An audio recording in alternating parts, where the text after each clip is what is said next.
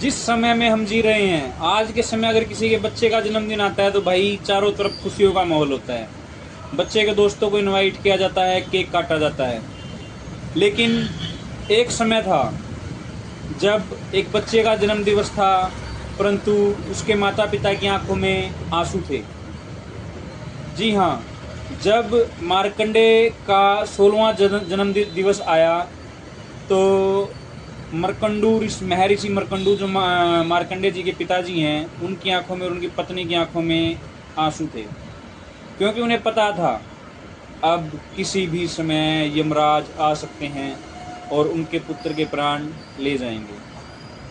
परंतु दूसरी ओर मार्कंडे निर्भय महादेव के नाम के अंदर शिवलिंग के आगे खोए हुए थे। वो सिर्फ और सिर्फ ओम नमः शिवाय, ओम नमः शिवाय, ओम नमः शिवाय का जाप कर रहे थे। तभी एक गर्जना हुई। अपने भैंसे पर बैठकर यमराज वहाँ प्रकट हुए और उन्होंने मार्कंडे से कहा, मार्कंडे, तुम्हारी आयु पूरी हो चुकी है, तुम्हें मेरे साथ चलना होगा।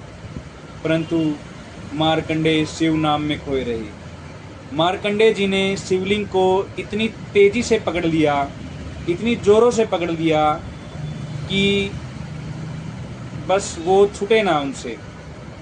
मार्कंडे ओम नमः शिवाय, ओम नमः शिवाय कहते ही जा रहे थे। यमराज के बार बार कहने पर भी जब मार्कंडे ने उनकी नहीं सुनी तो यमराज ने अपना पासा फेंका।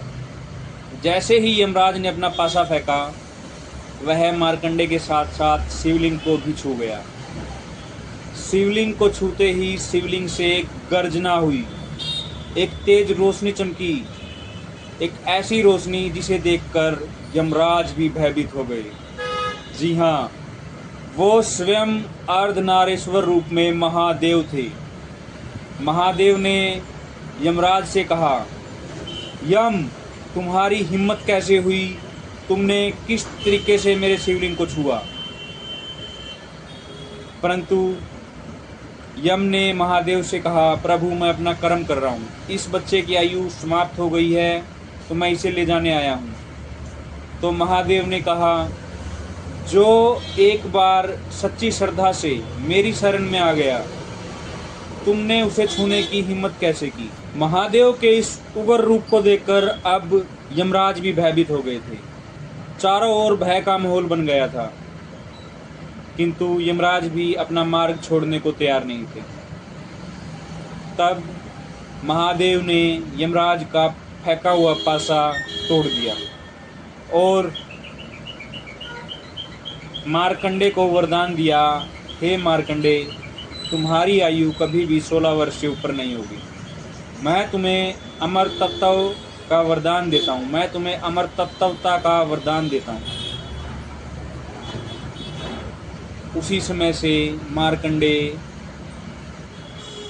अमर हो गए और मार्कंडे ने भगवान शिव से कहा, हे भगवान, मुझे अमर नहीं होना, मुझे तो बस आपकी भक्ति दे दीजिए। तथास्तु कहा और वहाँ से अंतर्ध्यान हो गए और यमराज भी वापस लौट गए।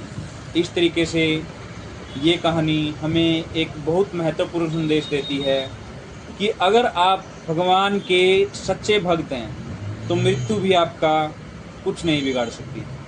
हर हर महादेव, हर घर महादेव। देखते रहिए शिव महापुराण।